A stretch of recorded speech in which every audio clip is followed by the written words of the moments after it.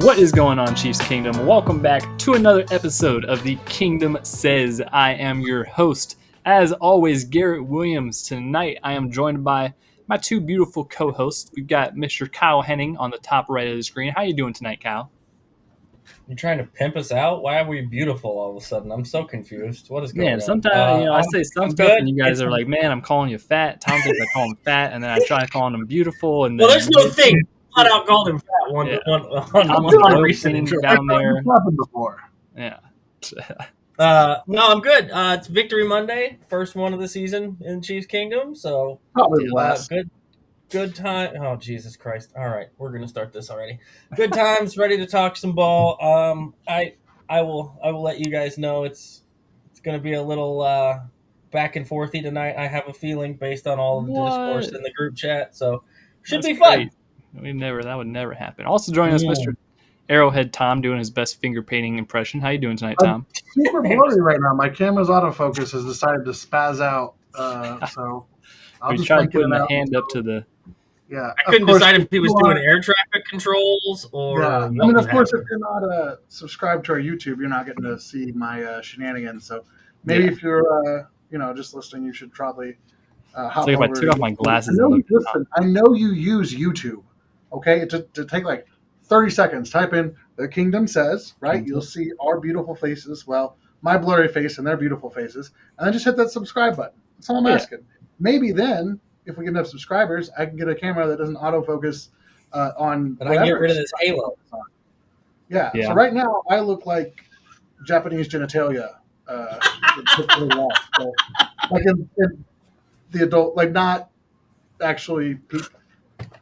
Or is that? Are we gonna get in trouble for that? Anyway, I'm blurry. I'm doing good, minus the camera issues. Garrett, save us. Yep. You can't script that. I'll tell you what. If you can't script that. I don't even know what its transition for that would be. It's pretty accurate, though. I mean, pretty accurate. Yeah, he's just that's a good one. So, anyways, we're here tonight to.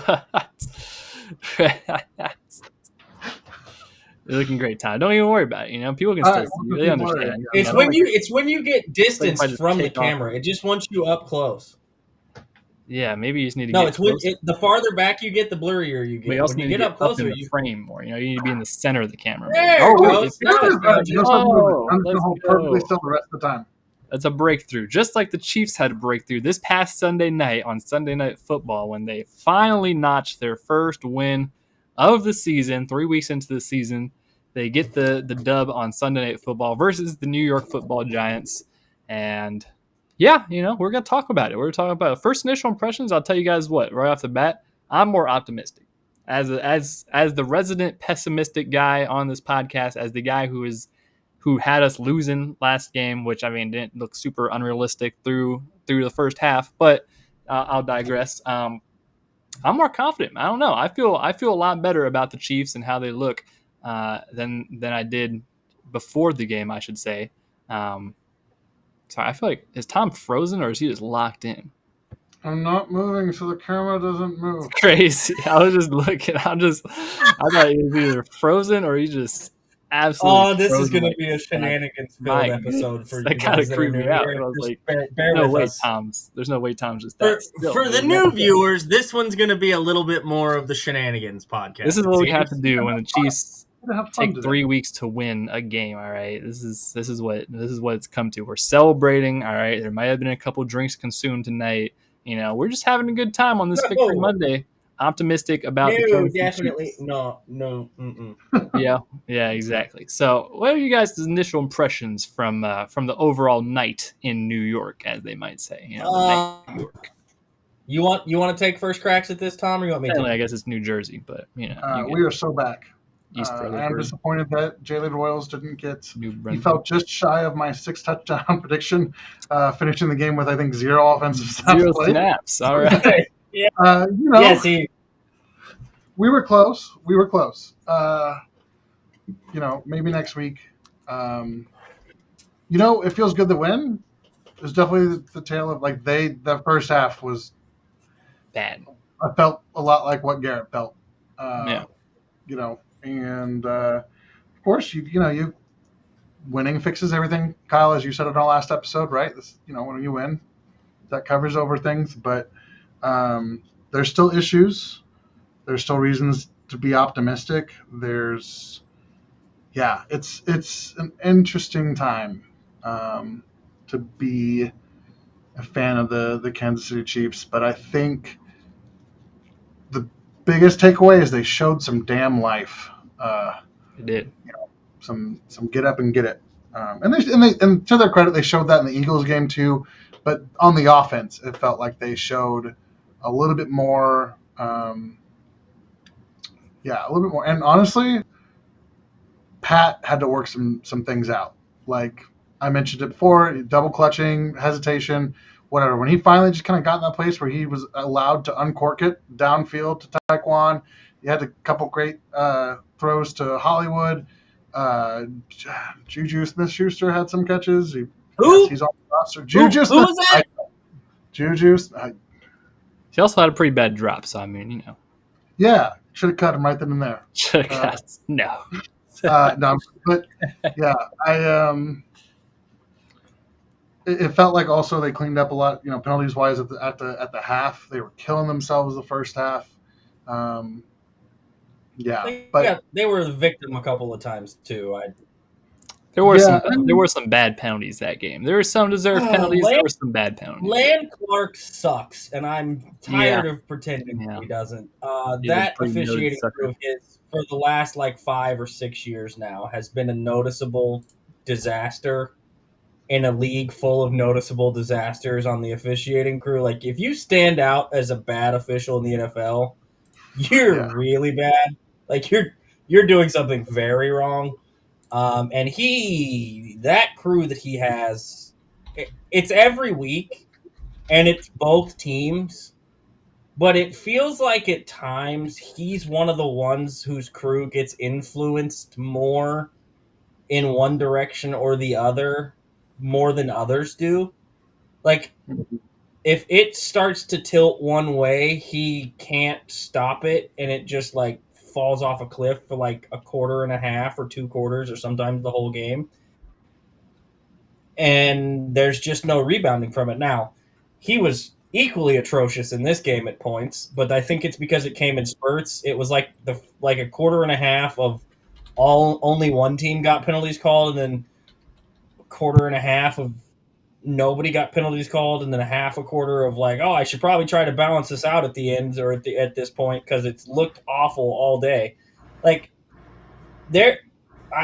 I don't like doing the officials discussion because it's just a problem league wide at this point. But there were penalties called in this game that couldn't have possibly been the penalty that they called. Yeah. 3 different times. Yeah. Yeah. Trish Jones had a defensive holding that was pretty sus. Trey Duffy got a pass interference penalty that I still can't figure out because he was within 5 yards and the ball wasn't in the air. So it's either illegal contact, holding. Yeah.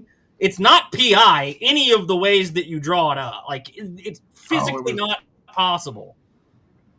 It was based on the rule.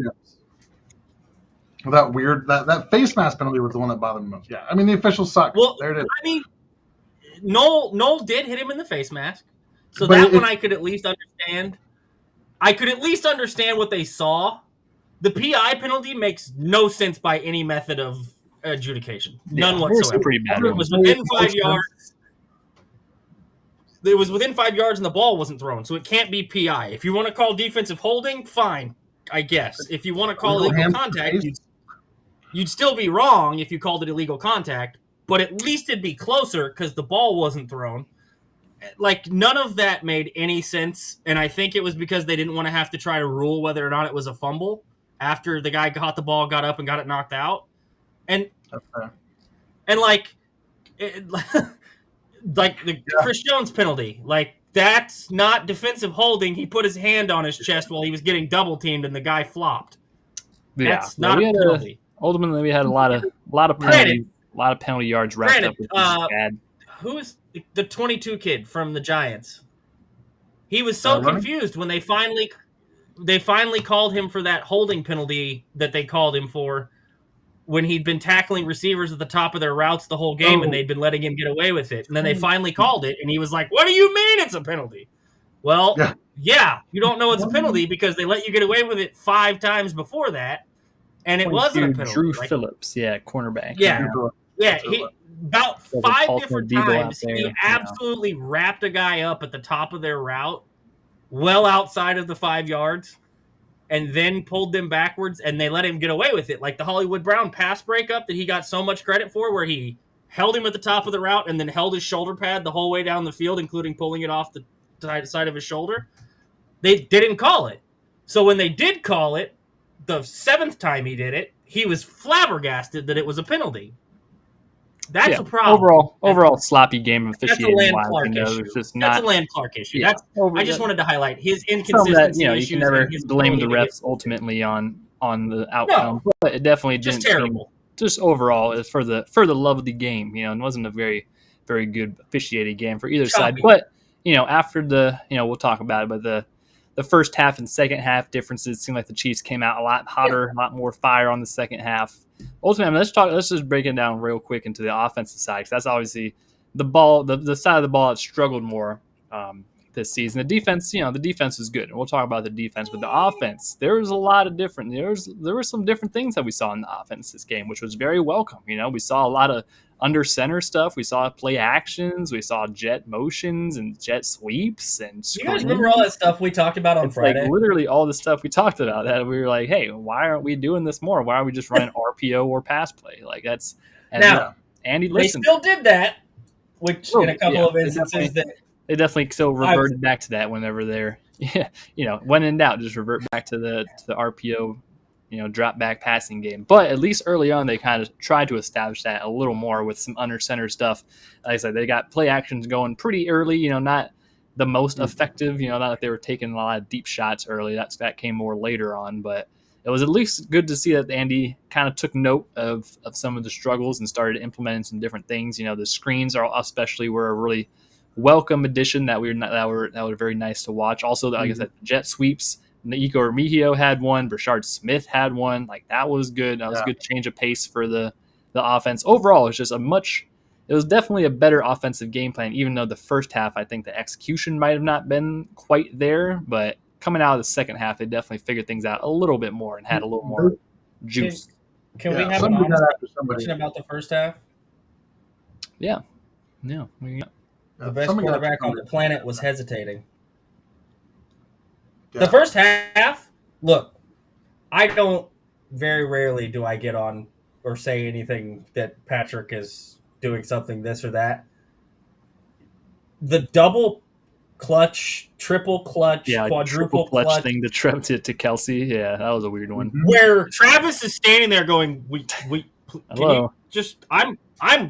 There's nobody close to me. Why are you hesitating? Throw me the ball. Yeah. And then he throws it, and it's 3 yards behind him and into the ground. That was a weird one. There's nobody else on that one. But he's done that. He's been doing that. I don't want to say consistently, but I've seen that a handful of times this year. Where I don't know if it was way more pronounced this game in the first half. I've seen it at least 2 times. I've seen it at least 2 times in every game this year. At least he did it like 6 times in that first half. Yeah, 2 of them resulted in backward pass fumble. One of them was because Pacheco was running. I don't know what direction. He looked like Demarcus Robinson after he caught the ball. Yeah, I don't know if he was chipping or if he got just caught in the traffic. Well, he chipped and then he ran the wrong. He tried to chip a couple times. I don't know. There's a couple of Pacheco chips that did not work out very well. Patrick saved the play after he threw it into the ground and it became a fumble, and then he went and stole it from the defensive back before it was a turnover. There was that. There was the one before that. Pacheco 3 or 4 times in like a 10-play span, and 6 times or so in the first half of that game, Patrick triple clutched, at least double clutched for sure.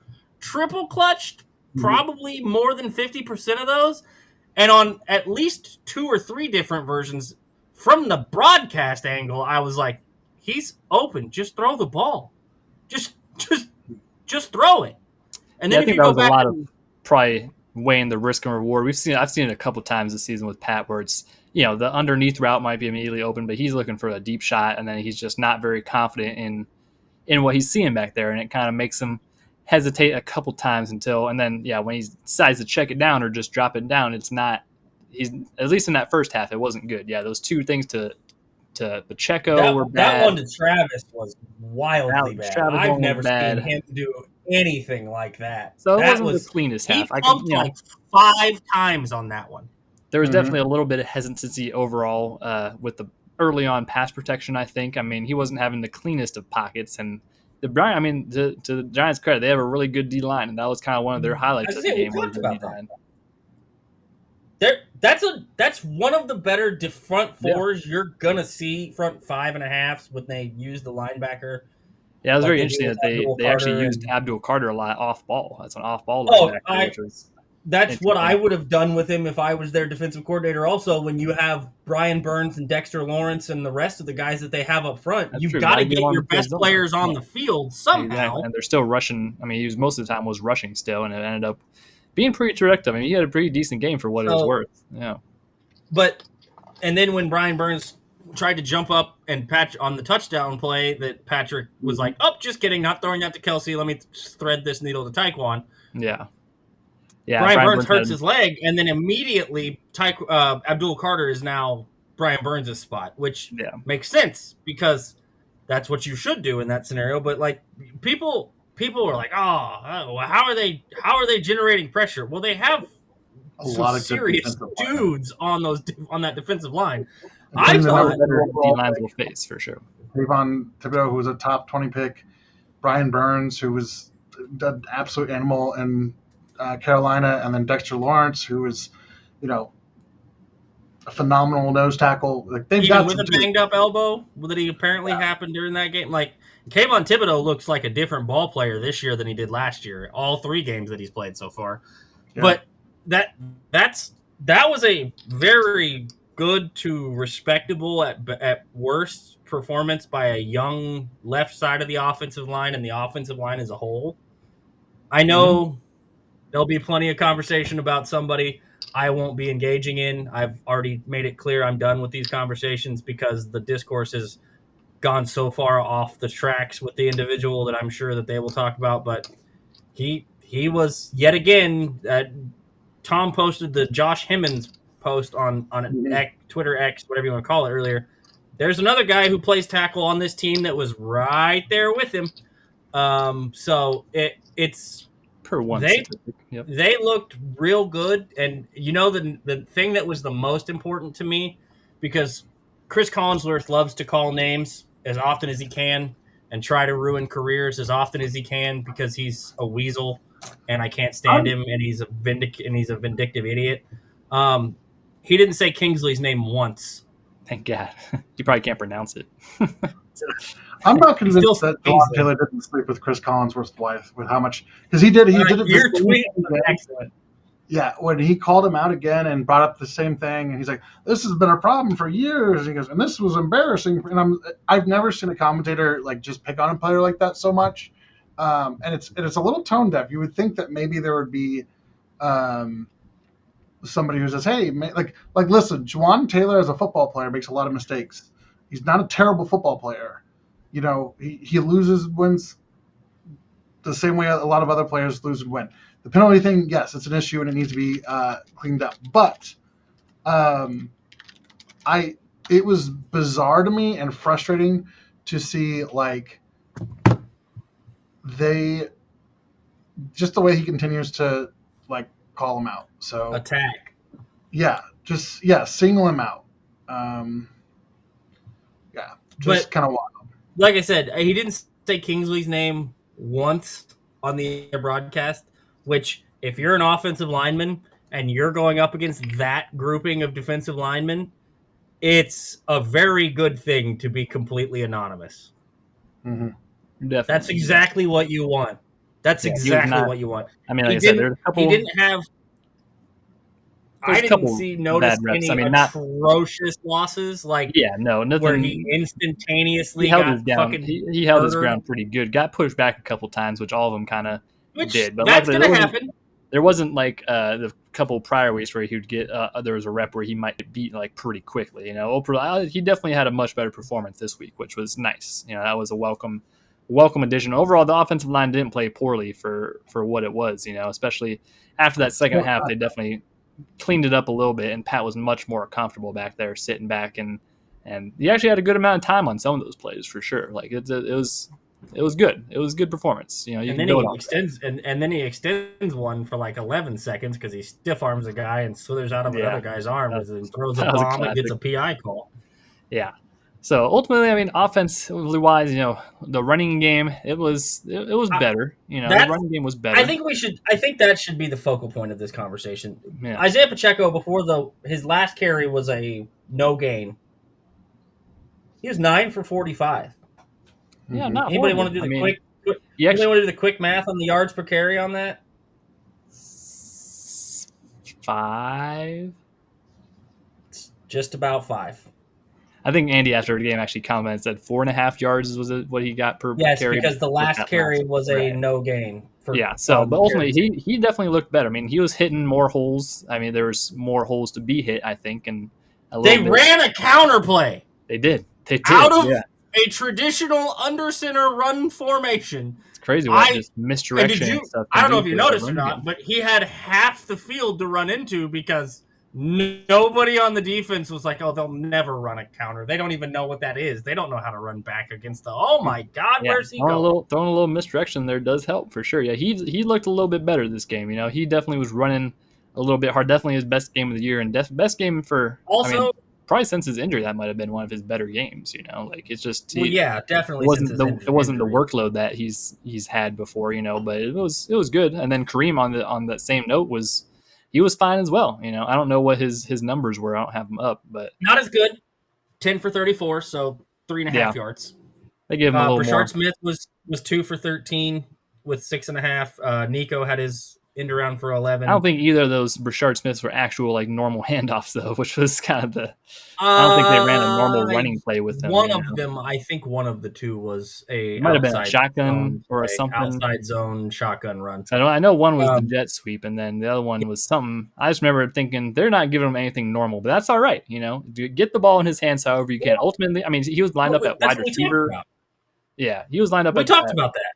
Wide receiver a lot, which was obviously something that people always get confused about. Why do they have a running back out there at wide receiver? It's to create a mismatch when you in the huddle. Like he played wide receiver. Yeah, well, yeah, but I'll see screenshots of like people like, why is Pacheco lined up on the outside? It's like, well, that's just formations. Because most of the time they're gonna motion him into the backfield and be done with it. Exactly. Yeah, but in Brashard's case, he's obviously more of a wide receiver anyways, so you could actually use him in that if you wanted to. I don't know if he actually caught any passes or not, but it's more of a. He did not. He had one target. He did not have a catch. Okay. He had one target, and the target was the hot route throw. That was Mahomes left a little short and left of him because it was a whole bunch of stuff happening. Brashard dove for it but didn't quite get to it. Yeah. What I would also say is that we talked about them using him in a variety of different alignments to create different looks for the defense, which they did. Using a more traditional straight ahead actual running game and not as much of the RPO nonsense that they traditionally run. They did. That's why Pacheco had a better day running the ball. Yeah, there was still a little bit, but less. They should have run it more because the Giants, if anything that defensive line does struggle with, it's the run game, but that's fine. They got 28 total carries, so 23 out of everybody not named Patrick Mahomes, 22 out of guys that are technically running backs. I was like, the best thing is I only had 1 carry and 5 yards, right? Like he had 5 carries for 2 yards. Oh, okay. He had the kneel downs at the end. That's why. Correct. That's because I bet on his rushing yards. And I think he only had like 5 yards, and his over was like 15. I was like, darn. Correct. But positive that he's not actually having. But they ran the screen game and not the dumbass weird screens that they've been running. One dumb screen that was actually more like an RPO screen to Kelsey, which was the one that I immediately went, okay, stop running those plays with Travis. Yeah, that was a tough one. Look, I love Travis. Yeah. Throwing him a one blocker wide receiver blocker screen off an RPO fake is not how you're going to Not- gain a lot of yards with Not how Travis you at get this point production in his with him career. in this. Yeah, exactly. Yeah. In his prime, he could do Also, that. But if Patrick just hands the ball to Pacheco on that play, he gets like 8 yards. Because yeah, there's just a little bit of that. you could have driven a truck through that hole. Yeah, a little bit of that infatuation with Kelsey still. Saying, "Oh, he's." They also open, ran a couple so. of flat route. They ran a couple of dump flat route plays with Travis, which please stop doing that. Also, Yeah, please. That's Noah Gray time, or Robert Tonyan, or Jared Wiley, or anybody. You're trying to rely on Kelsey, to get yards after the catch when it's like out of the line of scrimmage is kind of tough. Please, Travis, just go run to the middle of the He's got to field and start make with shit up. more momentum to keep on getting yards after catch. Not even Otherwise, that. His third down play. He made an excellent third down route that left a poor bastard of a defensive back looking everywhere on earth for him where he wasn't. Classic Kelsey thing. Yeah. Let Travis go to the middle of the field and wreak havoc. Stop trying to run weird BS screens and flat route nonsense. Do that for your more athletic guys. That's over at this point. I love Travis to death. That stuff is done. Where he dominates yeah. I'm as good as I once was but I'm not as good as I ever was. I ever was. Yeah. There's both sides of that coin. That's why I said it like that. Okay. Yeah, you're right. I'm as good once as I ever was, but I'm not as good as I once was, is exactly what he is right now. And that's fine. He'll probably have one game like in the playoffs where he turns it on and it actually looks good. But all the other ones, it's not even that. He can go dominate if you just let him go to the middle of the field and make people look bad. He still has every bit of his route running prowess and his misdirection and change of direction. What he doesn't have is something he never really has had. He was just decent at it. Straight line, put your foot in the ground and go. It's never really been his game. Now, he's occasionally surprised people with him taking bad angles and whatnot, so he gets around them and gets gone. But that's never really been his thing. Now, I had that thing like Pat where he's like just barely fast enough than the person chasing him, Right. Well, now that's kind of gone. Yeah, it's kind of where he can make a massive difference is that route we watched on third down where he set him up on the inside and hit that whip route back to the outside and left that poor bastard looking for him everywhere and got 12 yards on 3rd and 5. And it's playground ball. The play that Patrick triple clutched and missed him by 2 yards for no reason. He was also wide open because he was zoned and he just settled down and found it. That's where Travis is best right now. Please stop trying to do the extra weird stuff with him. Please. They'll figure it out. They'll figure. They'll everything that they need. I think even right now without. With I hope so because Andy cussed him out and chest bumped him on the sideline, and everybody was losing their minds again. See, some people lost their mind, and some people liked it, and I obviously. Us knowing ball, we liked it, that's the same thing that happens in big games, and it's just to get some fire going. There's obviously no animosity between Travis and who else is going to hold him accountable? Yeah, I mean it has to be Andy. It's Pat or nobody other than Andy. Who else is holding him accountable? Yeah, so you can't.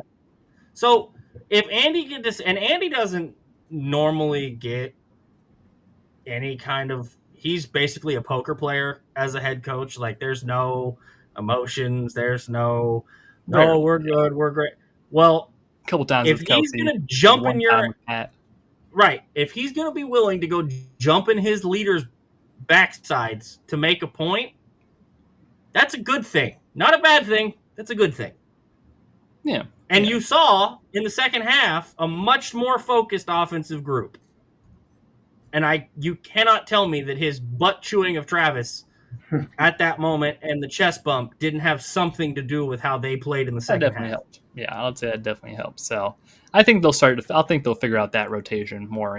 Try to. Noah Gray had catches this game, so that was cool. He had 2 or 3 catches, which was great. He had a little bit of production. He had that normal kind of Noah Gray production you might expect that they haven't quite unleashed this year. Still no Bob Tonyan, but that's all right. Still no Jared Wiley. He was inactive again, so they're not committed fully to the 14 personnel. But maybe one day, maybe one day they've got to start letting Noah do what he's learned. Let Noah eat. Yeah. Well, just let him do what he's learned.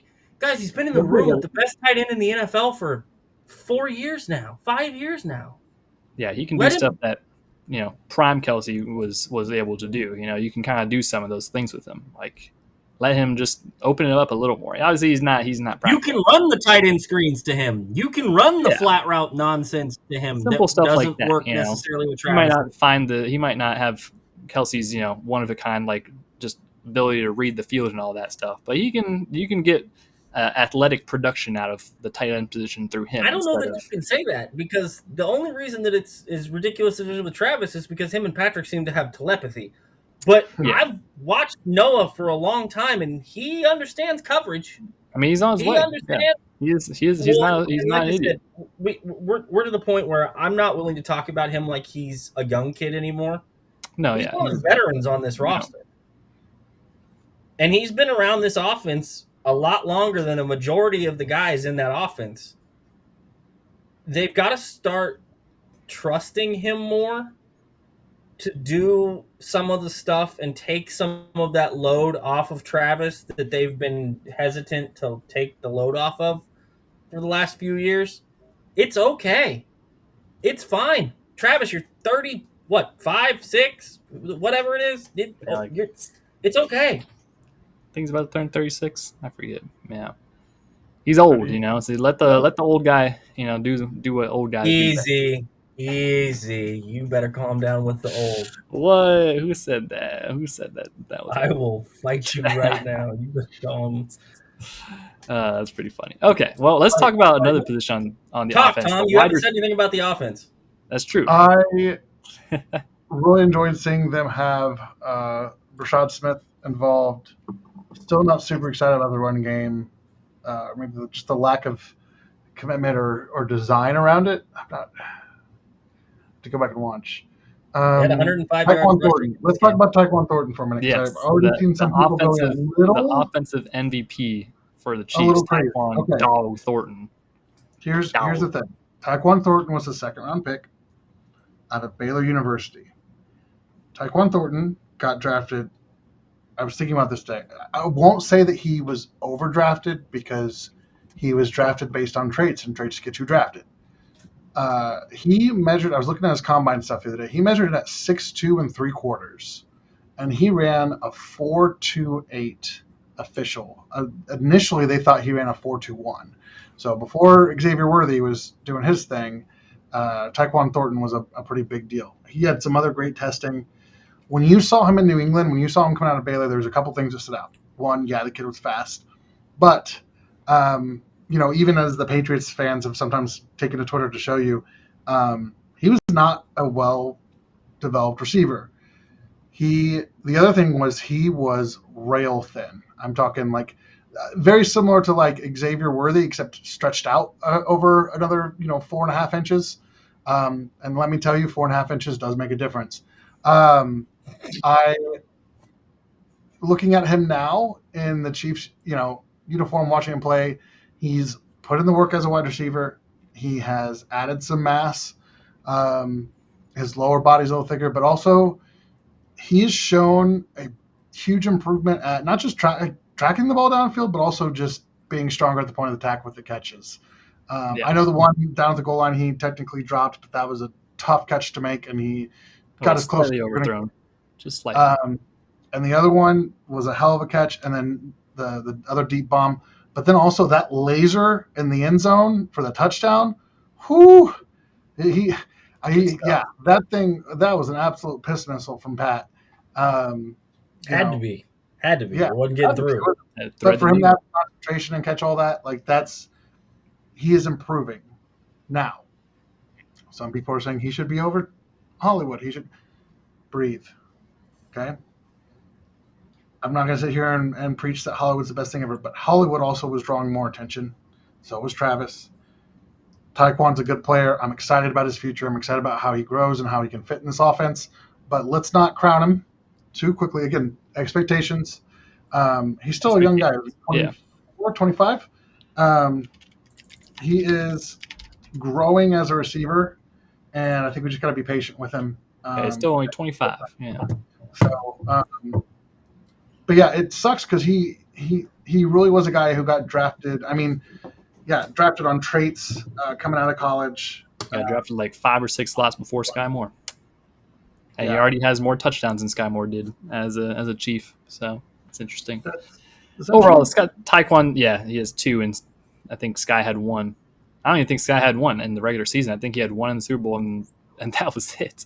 But anyways, Taekwon, he's been a great addition. And like you said, he's really good. You know, him and Hollywood right now are a good 1-2 pairing. You know, they do a lot more with Hollywood. Is kind of the thing. Like Hollywood's running a lot different routes. He's running, you know, Taekwon's just running deep a lot of the time. That's kind of the big thing. Even Bobby Strope pointed out, like 80 is just running deep every play. So maybe the defense is telegraphing that a little bit, but eventually it works. You know, eventually with all those, I mean, people are calling him a better version of MVS. You know, MVS that can catch. You know, he's definitely an improvement over Justin Watson in that category of like the occasional deep ball guy. You know, he's filling that role nicely, and especially once you know, Xavier Worthy and Rashee Rice come back, like he'll be a good complement for those guys. And then having Hollywood there, like I think it'll be a good rotation once those guys are back. But for now, you know, he's serving a very meaningful role on this offense, and I think as the chemistry continues to develop and the comfortability continues to develop with them, he'll get more action in the short to intermediate game. But having a reliable deep threat like that's actually reliable, like this is probably one of the more reliable, at least like alternative deep threat options that the Chiefs have had in a while. You know, like outside of like, you know, Tyreek and Xavier Worthy, like the second guy who's always been there, like MBS or Justin Watson or guys like that. Even like the Marcus Robinson was kind of a deep ball guy a little bit. I think Taekwon's already looking a little bit better in limited amount of snaps, but he seems to have a better chemistry with Pat on the deep ball, and I mean, he's making the most of that opportunity. You know, he's definitely getting out there with the injuries to the position and making the most of it. Patrick just seems to have found his range on Taekwon. Like, as much as we talk about receivers and chemistry with that, like on the deep ball stuff, most of that is the quarterback figuring out what's going to be outrun and what's going to be overthrown. Like that's a large portion of the deep ball stuff with these guys. And consecutive plays, look, Taekwon should have had the first one, if we're being honest, and he did have it, and then the ground knocked it out, and sometimes that happens. It's just slightly overthrown. I mean, really, he like if it hits your hands, you should throw, but it's also fully extended. Sure, he had that. Yeah, he also had that cradled and completely pulled back into his body and secured, and then he hit the ground and lost it. So you know? It's gotta. Don't really think that was technically really an overthrow for me. Like I said, that hit him.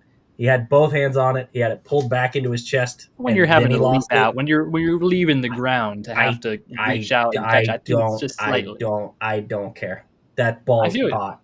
It has to be caught. It should have been caught for sure. But however, Pat could have made it easier with a half-inch shorter throw. And if he half-inch shorter throws it, and Taekwon is either a half a step too fast or half a step off, that ball's picked.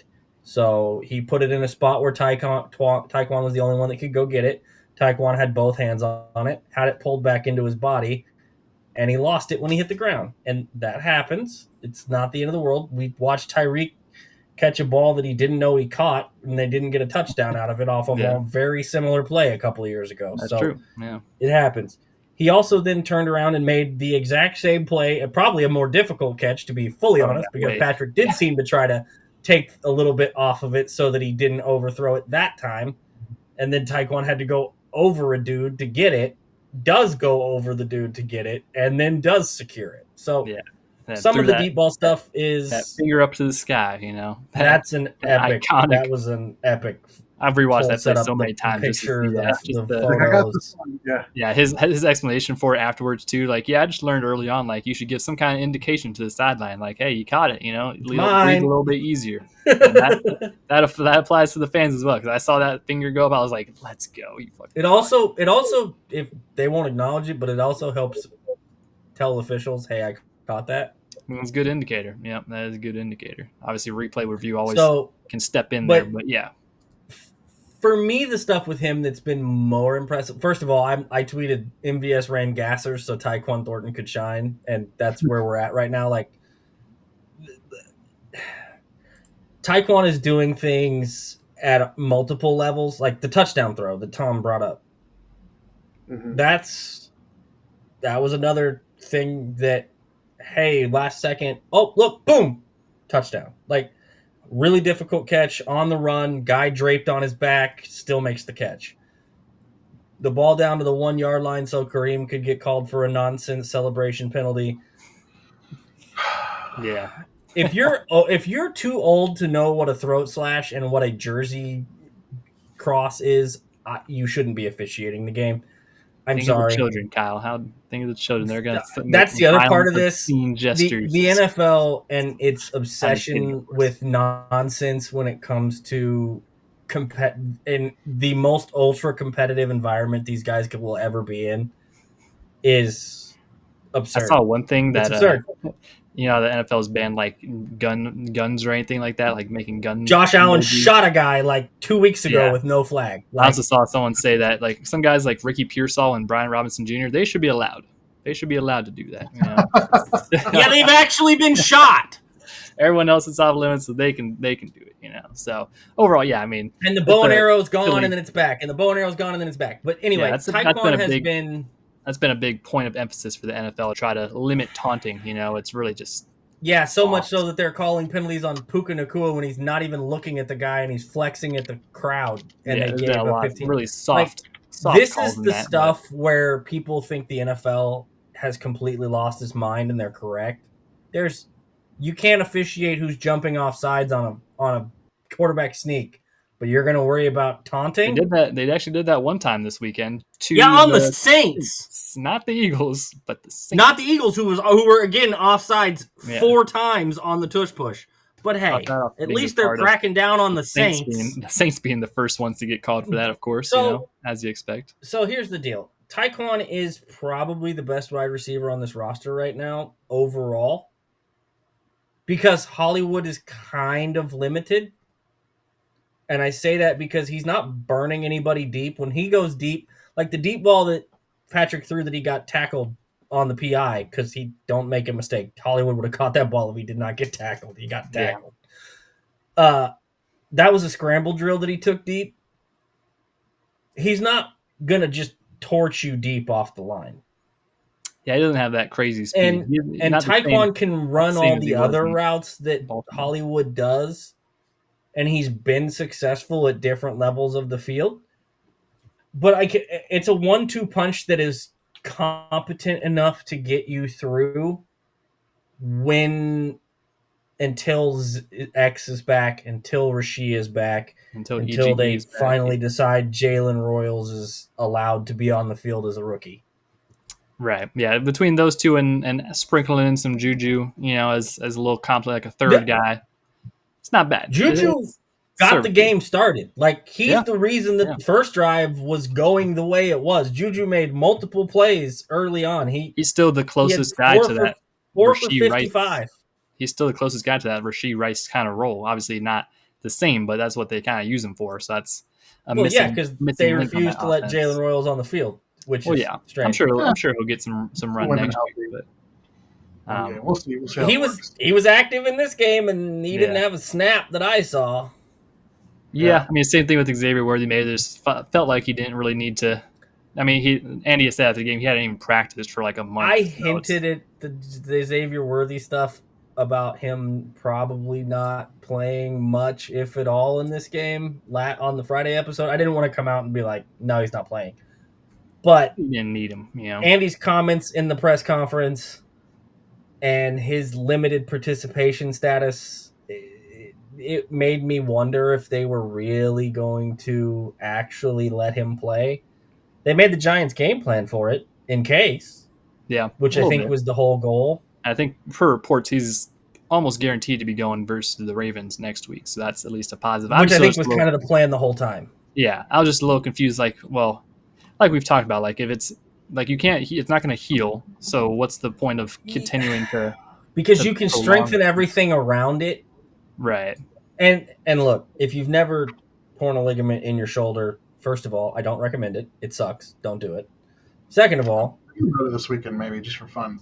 it's a lot of pain tolerant stuff, but when that, Was that like, pain for gonna get example, better after just a couple weeks? I don't know. I don't know. not necessarily, but he can get more used to it with more reps and more contact to that area, and he can get a gauge on whether or not they're going to need to put a full-blown brace on it, or if he's going to need a shot of magic juice that they use in the NFL, or any of the other stuff. But also letting that rest of the muscles and the stuff in that area get stronger is a big deal. And another week of work and rest and rehab, it will help all of the stuff around it, even if you can't put that specific ligament back together because it's torn completely from the description we got.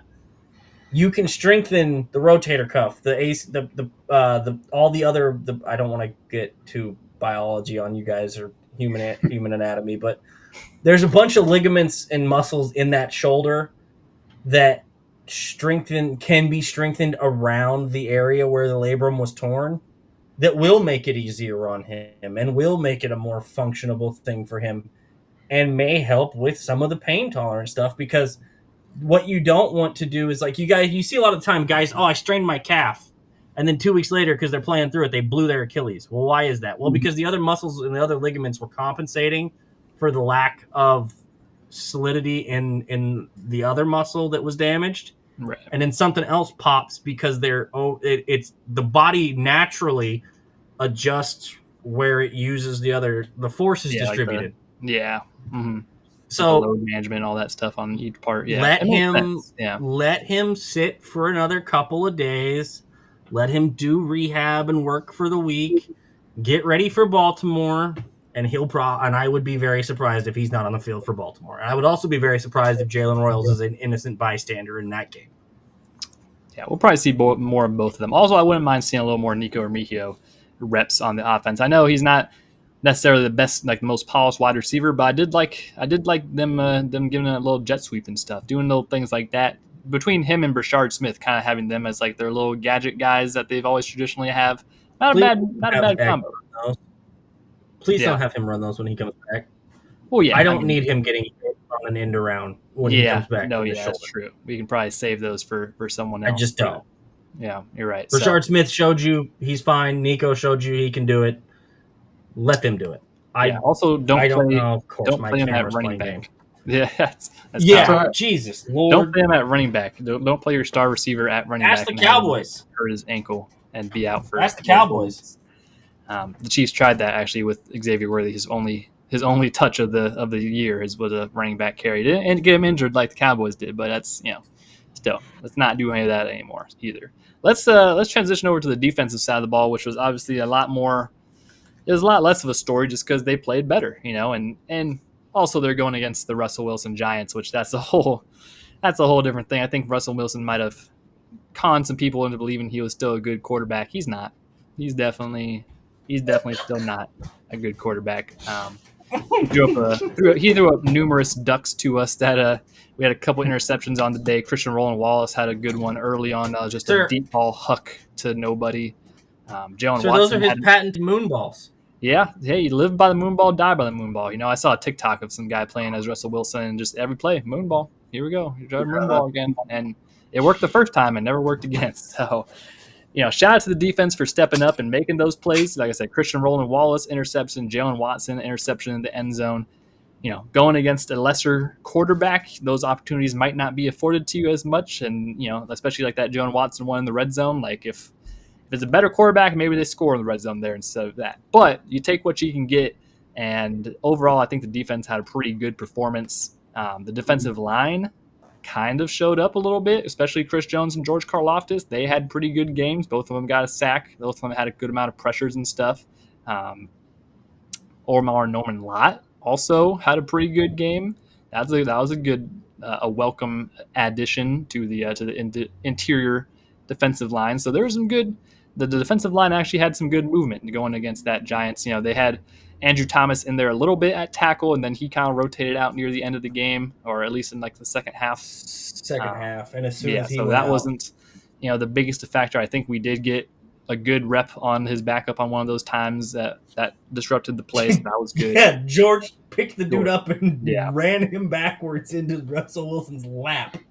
Yeah, so overall, the pass rush, it was better. There's still some ways to go. There's still some guys, Charles Menahue, that's not doing a goddamn thing. But other damn guys near got his ribs broken by Cam Scatabo. So yeah, he did. Yeah. Cam that Scatabo chip block was nasty. Scatabo's good. He's a good running back. I tell you what, really wouldn't have minded seeing him in red and gold. But hey, he's gonna do great in New York as the main back now that Tyrone Tracy got injured. So he's probably going to be fine. I don't know that he's a home run hitter. We know he's not a home run hitter. He doesn't have the speed for it. So no, but he's really good at producing yards. I mean, early on that his first carry, he bounced off of Nick Bolton and got 8 additional yards after that. So that was good. Nick Bolton after that one. Say, who does that challenge you? Who does that tell you more about, Cam Scatabo or Nick Bolton? I'll let you guys decide. But to be fair to Nick, he had a pretty decent game after that. He had he was much more. He definitely showed up after that, but that was a pretty bad rep from him. That seems to happen. I wonder how much of getting embarrassed by the rookie on his first snap had something to do with someone come over. Hey, wake up, Nick! What are you doing? Let's get your head in the game here. I mean, I know around because he got flat out bullied by the rookie on the. You're supposed to give rookies welcome to the NFL moments. They're not supposed to put you on your ass and run for another 7 yards after you should have had him stopped. Right. That's what happened on the first play. That's what Cam Scatabo is good at. And he honestly, as a change of pace guy to get short yardage, he'd be so good in KC right now for those short yardage situations. But other than that, he's not solving all your problems. It's going to be tough to have him be your only back essentially in New York right now. So we'll see how they do. But overall, I was impressed with. I wonder what happens if they would just had the running. Wait, where's Saquon Barkley play football? Oh, their division rival. I forgot. Yeah.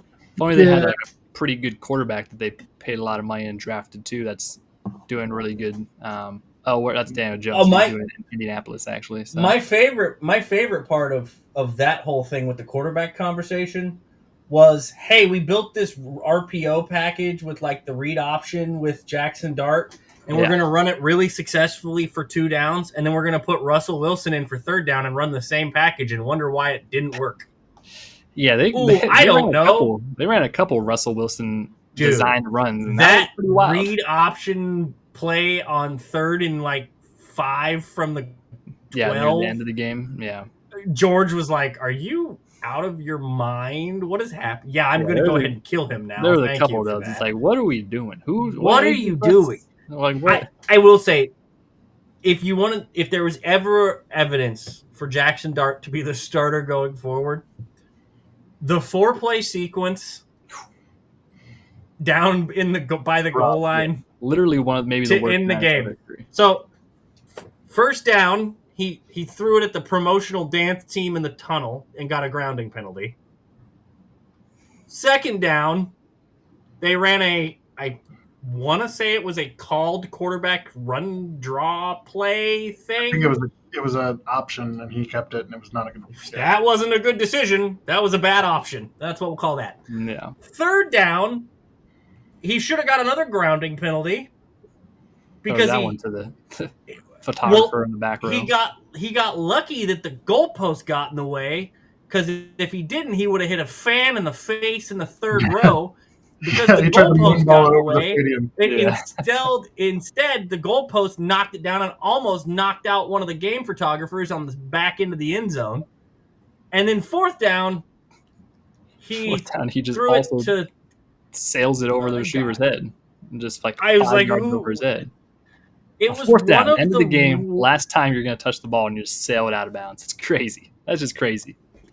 That's crazy. I'm sorry. I misspoke. 3rd down, he threw it to the cameraman, the actual broadcast cameraman in the back of the end zone. The 4th down play was the one where he decided that the crossbar in the end zone needed to be readjusted, and he decided to drill it off the bottom of it. So once again, we have to. I feel like overall we can maybe take this defensive performance with a grain of salt because that's who you're going up against. And especially next week, you're going against the exact opposite in Lamar Jackson. But there's positives still. I mean, definitely positives. Erased Malik Neighbors. Oh, yeah. Yeah. That was a good game. Erased. Yeah. Noel Williams, deserves some love. I mean, I know we're waiting on Fulton to get back, but Might not even have I to wait. don't know how much I'm waiting. Yeah. I don't. I'll be honest. I'm not might get really all that. delegated he might be delegated to the reserves. You know, it might be Noel Williams' job Trent to lead at this McDuffie point. and Noel Williams And Jalen Watson basically looks good smothered. too. Jalen Watson's back in good form. Yeah. Yeah. Well, one of the interceptions was to Malik Neighbors, and Jalen Watson was the guy that picked it off. Yeah, and he was all over him too. Man, they had a really good plan for shutting down Malik Neighbors. Malik that was very Neighbors, evident. They were. I traveled with him a lot. Odell Beckham Jr. and Antonio Pierce were consoling him outside the locker room after the game ended. Let's put it that way. Like They were. I didn't even see that. That's funny. there was a clip. They were talking to him after the game outside the locker room. Yeah, they're probably saying, I'm assuming "Listen, Odell was like, hold out. You just have to hold out for when you get a good quarterback. One day you will. One day you'll get a good quarterback, and it's Russ. It'll be all right. He'll be gone. Exactly. So that was impressive. Yeah, Noel Williams has been Trent has been doing good. The upward trend of him having more snaps and Trent McDuffie having more slot snaps. Now that's something good. We've talked about that a lot. If you can get a second outside corner, that's what we wanted Christian Fulton to be. Well, that's what Christian Fulton was supposed to be. Yeah, exactly. That was the whole goal with signing him, is that you get another outside corner to pair with Jalen Watson, so you can move Trent to the slot. And good news, you drafted one instead. You got drafted one instead. The patented Chiefs, mid-round. But what about Ollie Gordon, Tom? Why didn't you take Ollie Gordon in the 5th instead? Oh wait.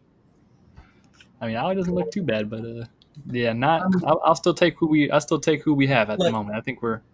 The only thing I will say about Noel, I like him. I like how physical he is. He also is a violent hitter. Like if you watch him play, you're like, oh, I know why Spags chose that. That fits Spags' mold to a T. That makes sense. Oh yeah, it makes sense. It does make sense. He's just got that. He's a little handsy attitude about it. No, but like it's like competitive feistiness, I know, but he's a little handsy. He's going to have to get a little more subtle with some of the grabs and some of the little nicky, because if he doesn't, he's going to get called for it more. Yeah, but still got some rookie things to work out. I do love the physical play and the willingness to jam at the line of scrimmage. And to do some of those things, he turns his head around, so that's what the difference is between him and Josh Williams. Like, these are all things that, like, Josh Williams is really handsy and really physical at the line of scrimmage. The problem was when he was running with a guy down the field, things kind of fell apart in places. That doesn't seem to happen with Noel Williams. Yeah. The thing that Noel is going to have to get better at is when he is handsy, he's got to be discreet about it or have it be a hand fighting thing. Because otherwise he's going to get some PIs and some holding calls. We've already seen him a little bit at different points when he's been on the field. He'll get better and it'll improve. That's the only critique I have is you gotta, if you're going to be that physical and that hands-on contact, you're going to have to be better at masking it or using it correct at the right timing to where they don't get called for it. That's true. There also is a little bit of like the Darius Sneed, I think, had this a little bit when he was still here. Like some of that, like we like the physicality, and sometimes the physicality is gonna get you called for a penalty or two. But overall, I feel like the being more physical in your presence and in your gameplay is a benefit. So you take one or two penalties. Spags, call it. I dare you to call it every time. I dare you to call it every time. Yeah, I dare you. So we'll take being more aggressive and one or two penalties a game. It's kind of the cost of doing business when you have a more physical corner like that can kind of just be more effective by being more physical like that. It's kind of the trade-off you get sometimes, but obviously as you become more of a veteran in the league, you learn to hide that stuff a little bit better too. So it's good. I like the progress so far from the two rookies on the defensive side. Obviously, like I said, Omar Norman-Lott also having a really good performance, being another guy on the interior, Tom, that can move some body. I mean, he's been moving bodies in the run game, pass. He's getting pressures. Like he had 5 pressures, I think, or something in this past game. Like not bad. I really was impressed with. I've been impressed with Omar Norman-Lott's development as a space eater, gap holder. Like again, pass rush was his thing. We all complained about, hey, what are we doing adding the weight? I just feels like he has taken that role of trying to be a more rounded player very seriously. And gosh, he looked good. I want to see more Gelati, and wouldn't have minded seeing more of just more from the D line in general. But they were running the ball pretty well, which is tough because I think they just had to lean on that because they knew that pass protection was not going to be their thing. But yeah, the D line at the end of the game when it was time to pin their ears back, they started turning it up. They got there.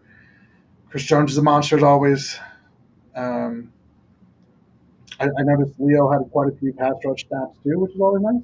So we'll take that. Yeah, he had almost had a sack on one of the plays. I might have been ruled a 1 yard run instead, but he was in there. He was in the mix. Yeah. Yeah. Good to see Leo getting more in there. I mean, it's the defense is steady. They just need some more of those splash plays, and they got a couple. They got some of that. 2 sacks, 2 picks. They're looking good. Again, this was a nice get right game for them. It's a good performance to build on. Interesting to note that Ashton Gelati had 37 snaps. Charles Menahue had 38 snaps. So he's becoming the next, obviously with Mike Dana still out, he's becoming the more rotated in guy, getting more and more snaps as the weeks come on. So Omar Norman only had 22 and was very effective on those 22. So as those guys keep on getting more comfortable and more reps in the defense, look for them to make more of an impact, especially. And less of Charles Menahue maybe on the field would be great too. Mm-hmm. Jesus. I see Garrett's found his new attack dummy, so we're just never going to stop. It's not even the numbers don't lie. He has a 3% pass rush win rate. He's like the lowest in the NFL. And he could have 5 sacks in a game, and you come in here and tell me he can't get off a block, and it was all done on cleanups. So I ain't got to worry about that. It's fine. Never happened. I remember the McCole thing. I remember the Sky. It's habit. I get it. Chiefs Kingdom and Juwan Taylor's no exception. He's garbage trash can. We didn't even mention Juwan. Oh no, I did. I just didn't say his name earlier because I expected you guys to try to flame. It's kind of like Voldemort in that sense. The group chat earlier. If you would have been in our group chat, you guys would know that I had to sit there and diffuse and not talk down the absolute hysterical behavior that is going on with some of the players involved. Hold on, we should add everybody who comments or leaves a review this week only. If you leave a review, comment, subscribe to the podcast, we'll add you to the group chat. We have a Discord. Drop your X handle in the comment. Let us know. We'll add you to the group chat. Yeah, we could make a it'll be a Discord link. We could make one of those community links.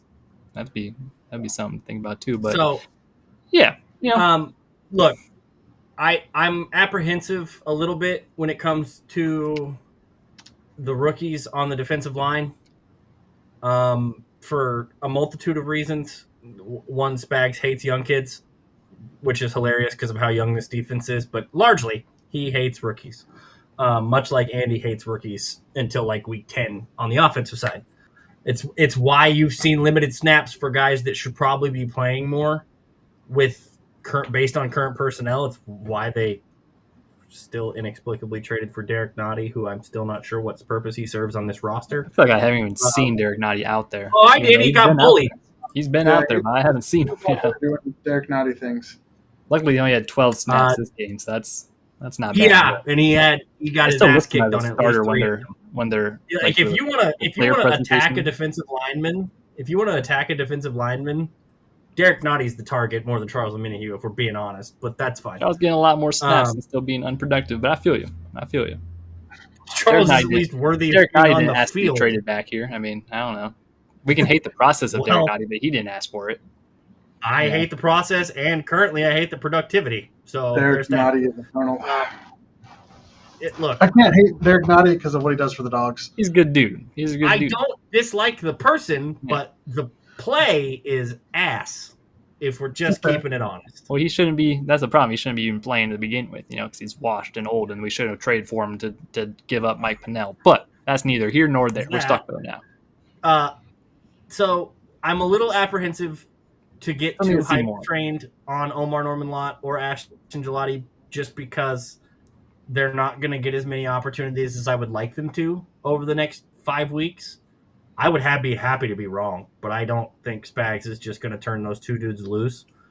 If it was me, the 4 pass rushers on like a guaranteed pass play are George, Ashton, Omar, and Chris. Like that's who I would have out there. Definitely. Yeah.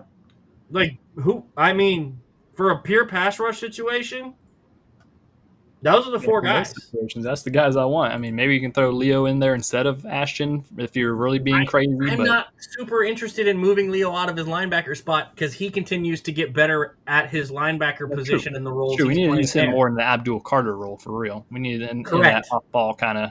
Yeah. I would prefer him more in his traditional linebacker role than on the edge, and especially when you have an Ashton Gelati to play on that edge, even without Mike Dana or Minihue getting, like I said, I feel bad he got every play. destroyed on that chip block that that I don't was a think he rough ever chip even block. knew was there. It was Yeah, rough. Cam's got those up. And it was a forearm shiver to the ribs too. It wasn't like a traditional, like he hit him with a full forearm to his rib cage. So, that was rough. but Georgia bounced off. I would like to see them handle that differently. I would like to see the two young kids get a whole bunch more snaps. 35, 40 snaps. More in the pass rush second and third down situation than maybe the first down situations. To take some of the pressure off of Chris, to take some of the pressure off of George, you have to win. You have to win. And so, because the other part is when you put those guys out there, you're almost guaranteeing that they're going to get one-on-ones. They're rookies. True. Yeah. The other deep, the Chris other is out there too. I mean, he's drawing most of those double teams anyways. So, right. And so if you're just going to go with a 4-man rush, you're guaranteeing Chris is getting double teamed, probably triple teamed if they have their way. In a chip handoff kind of situation where they can cheat to him and then he's the main focus. So everyone else around him has a greater opportunity. If you stick two rookies across, you're guaranteeing that they're going to shift to Chris and George's side. You're guaranteeing one-on-ones, guaranteeing them. And if you think that they can win one-on-ones, which we saw Ashton Gelati and Josh Simmons plenty in camp, and they seem to beat each other equally, Josh Simmons has been excellent. So that's what the level is. If that's the bar, I'd like to see what Ashton can do in a one-on-one situation. I'd like to see what Omar Norman-Lott can do in a one-on-one situation where they're not getting a lot of attention and can disrupt a play on a traditional passing down or even a hybrid passing down where it's second down and I think 7, 8, 9. Overall, both those guys have a little more work to do in as far as like developing their toolbox a little bit for those individual one-on-ones, but got to give them the more reps and more opportunity to do it. They don't have a whole lot on tape, so what are the other teams studying? That's true.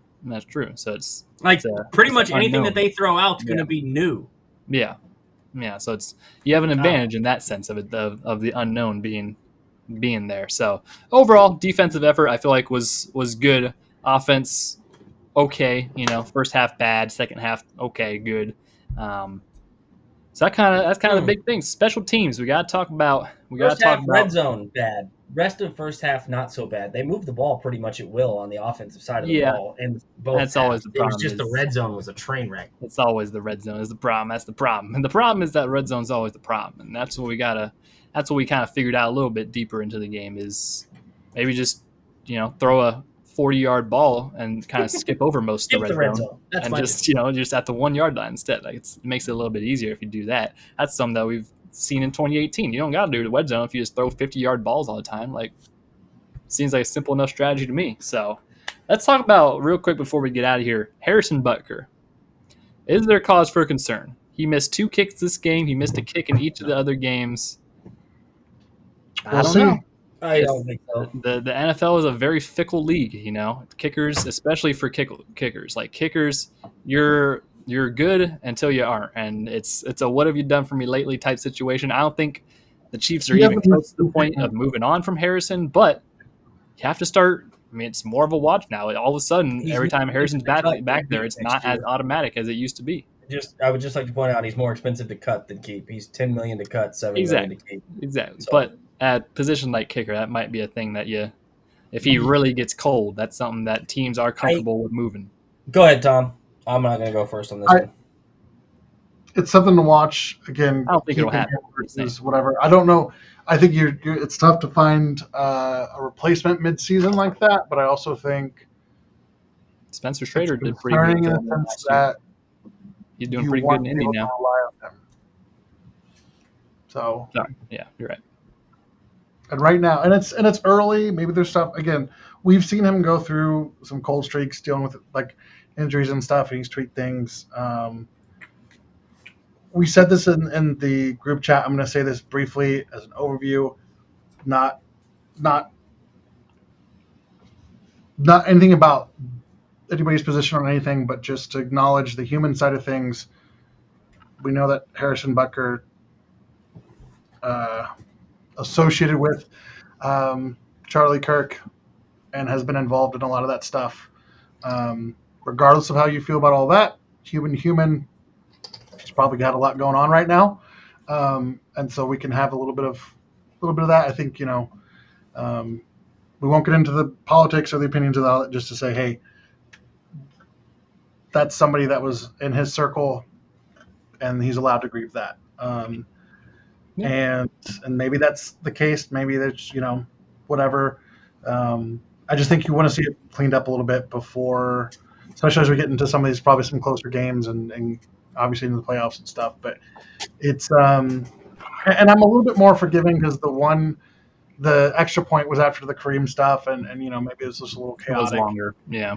It's kind of a Jekyll and Hyde thing because in one sense he runs out and makes the crazy fire drill field goal kick. I'm like, that's awesome. There's a Harrison Butker I know, and then he misses a 40-yarder after hitting two almost 50-yarders. So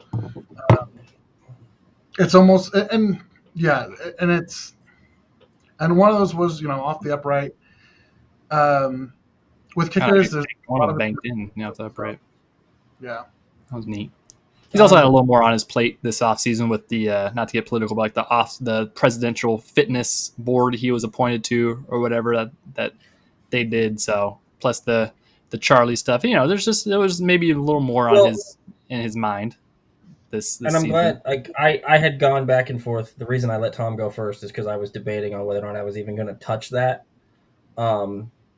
But yeah, from a pure human perspective, like imagine one of your friends gets killed. I don't care if it's on national television or people nationally know about it or not. Like imagine you lost a friend it's within tough. the last 14 days. That's tough. But he's also had a lot on his plate from the NFL side. Remember, they've completely changed kickoffs. Completely. True. Yeah. So that means he's got to be working on different things and doing a whole bunch of different stuff that he normally doesn't have to think about because in the past you could just blast it and not care. Mm-hmm. Like one of his biggest strengths is his leg, like the strength of his leg. He can. That was great on the kickoffs. Like the main kickoff call for the past couple years has been Harrison just kick it as hard as you can out the end. Touchback. Now it's like okay, you have to land it. You kind of have to half kick it, do more of a placement, or you can do like that crazy squib kick that we've been seeing from kickers. But it's got to get to the zone because if it's short, it's a lot more technical for the kickers for sure now. So like it's not just. So there's that part.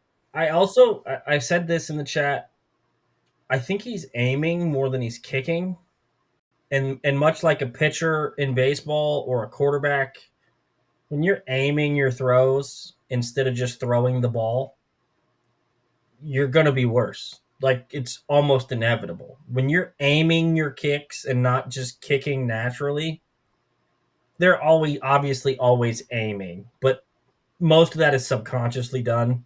It's not. It's very mental. It's like swinging a golf club. It's like the same deal. You gotta routine. As soon as you start thinking about it a lot, you're in trouble. Like we talked about at the beginning in the episode with Pat and his double, triple, quadruple clutch, thinking about it, overthinking it. I don't know if I should throw that. Like that kind of stuff has an effect, and I feel like the fire drill kick is a perfect example. He didn't have time to think. Run out, snap ball, kick ball, good. Okay, great, awesome. I didn't have half a second to look at that. Why do teams take timeouts to ice kickers? Make them think about it. Exactly. Make them look at it. Yeah. Make them take time. So it's nothing. I would say it's nothing overly thinking, concerning right now, but it's just something to watch. He's just going to be something to watch. Every time he's going to be a little more of a focus of like, hey, what's this kick look like? The most accurate kickers in the history of the league. Exactly, and I don't. He's got because of that. He has a longer leash than some other kickers on some of these bad teams. He's also not like the Falcons. Like I said, I think he's been tweaking so many things that you're gonna have some inconsistencies right now because he's trying to find his rhythm again and get through some of the tweaks and some of the adjustments. And hey, I got to kick this extra point, then I got to think about this kickoff where I got to either skip it into the zone or I got to, because like there again, there's so much more emphasis placed on these different things with the kicking game now than there has been. They've changed the extra point length, then you get a 15-yard penalty, then you get some weirdness on the kickoff itself, and then you get this other stuff. There's a lot to it. The human aspect of it, with like we already talked about with the Charlie stuff. There's a whole lot going into stuff, and it's September. If we're still having these conversations in mid-November, okay, we can talk about it then. But Exactly. as I already said, he's $10 million to cut and he's $7 million to keep next year. Barring his leg falling off or him going Justin Tucker on everybody, he's probably still going to be here. Yeah, unless he literally misses just like 4 of his next 5 kicks or something, like he's going to be. Even then, I don't know that it wouldn't matter. I don't know. Like I said, they may sit him down and put him on IR for 4. Put him down, set him down with an injury or something. Put him down. Yeah, even if it's a mental injury and not a physical one. Yeah. Set him off to the side for a couple weeks. Let him reset. Bring in a Spencer Schrader or somebody else no one's ever heard of until he hits a 58-yard field goal or a 60-yard field goal. Great. Because as much as some folks like to crap on Dave Tobe, he seems to be able to keep track pretty well of who's good at special teams and what kickers are decent. Good at finding the kickers and punters that if we need it. So, all right, I think that's about everything. I think that covers everything from the Giants game. Great win in the Big Apple. Good to build on. Chiefs are now 1-2 going. Who won that game? The Chiefs. The Chiefs did. Oh, yeah. That's weird. So, did you bet the Giants then, or? I did not. No, I don't really like betting money lines and stuff like that because I was just more of a player props guy. I was just checking since you none of those hit either. Since you decided to take the Giants, big part of their offense, and he wasn't. So that was great. Tom, do we make him pick against them every game for the rest of the year now? Not to spoil it, not to spoil next week, but I was already kind of thinking of doing that anyway. So I mean, we'll see. The Ravens just got destroyed on the fire like we do you in the playoffs. The Ravens just got destroyed on Monday Night Football right now, so who knows? But that'll be destroyed. The game was 21-21. What happened? What I miss? Derrick Henry fumbled again, and that was the game. And that was kind of the game. Fumble in the fourth quarter, Derrick Henry, and that's the game. They scored 2 times after that, and now it's 38-24. My fantasy team. Never mind. Moving on. So should be an interesting matchup in Kansas City, I believe. It's in Kansas City. Yeah, so that's always good to have the home field advantage versus the Ravens. Obviously, a very familiar team that we're going to break down all this Friday, I should say, on our Friday live. So be sure to tune in for that. But we appreciate everyone for rocking with us tonight. Happy to get a dub. Happy to get in the win column and keep the ball rolling on hopefully a more positive looking Chiefs team. Less mistakes, less discombobulations and all that stuff.